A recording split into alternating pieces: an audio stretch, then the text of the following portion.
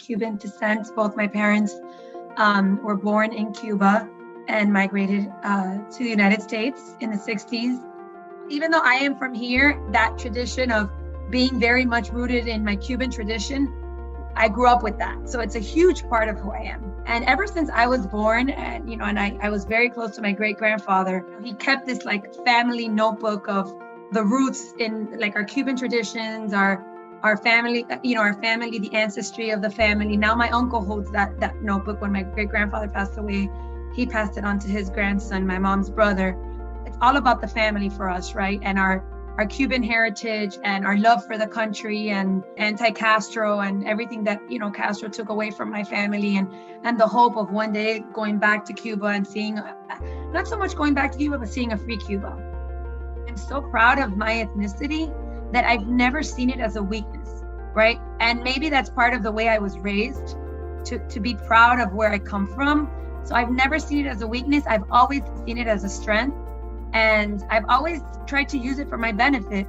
Yes, is my English, maybe my reading comprehension growing up, because I had the two languages, was not as strong as maybe some of my, some folks that not even growing up, but even in law school, right? Some folks that their only language was English and mine was English and Spanish. So could there have been at some point, sometimes did I struggle with that? And then I just worked a little harder, possibly, but I've never really seen it as a disadvantage, the opposite. I've seen it as something that's strengthened me, and it's almost like I have that extra that, hey, I speak both languages and I'm very fluent and I can write and read in English and Spanish, and use me for that, right? I tell these stories to my children. I make sure that my children know that they're Cuban-American.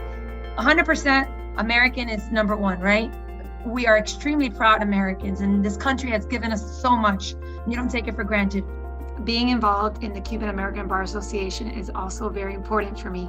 It's a way that I give back, I feel, to my community, especially to my Hispanic community and my Cuban people. I have been part of the organization for many years since I really became a lawyer.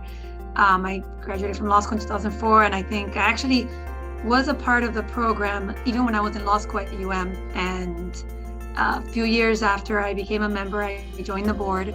I was the secretary of the board, and in addition to that, for 2 years, I was the co-chair of the Cuban-American Bar Association Pro Bono Project. So as the co-chair of this program, my role was figuring out any loose ends to help the program continue to grow and succeed. At that time, our director had resigned, so we had to hire a new director. We got extremely lucky with the director that we ended up hiring. Even though it took many days, many hours of interviews, we found the right person who is actually still with the program as of today and has really taken the program to the next level. But in addition to that, as part of the fundraising for the program, our role was also to find new ideas to fund the program. And one of the things we did was organize a 5K. I am not a runner. Actually, that was the first time that I actually ran a 5K. I had never done that. But actually, all the details, that were involved in organizing a 5K was completely eye-opening for me. Needless to say, it was extremely successful. We raised lots of funds.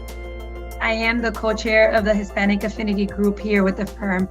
And I guess one of the biggest things that when I first became co-chair, that I tried to do was connect us more. And that was with my co-chair, George Hernandez Ferraño, just connect us more throughout the firm. So we started having these quarterly lunches where I connected with everybody, and this was pre-COVID. So now with COVID, we have Zoom and everything is a lot easier. So we did video conferences, and it was a way to sort of connect everybody to each other, because that's really, I think, the benefit of having such a huge Hispanic group. It's the connections and the inter-networking that we could do with each other for the benefit of continuing to grow the firm.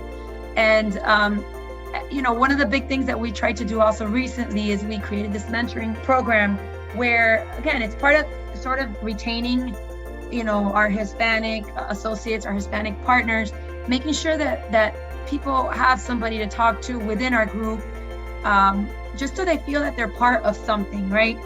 I'm so proud, to have another culture. I love being American and learning about the American culture, but I love that I can celebrate my culture. And then there's a month, in the United States that allows us to celebrate this, our ethnicity, and, to really make the world, aware of all the different things that make Hispanics, different and special and fun, and that we can share that. That's what makes our country beautiful, the diversity and the inclusion that our country offers and allows people to celebrate.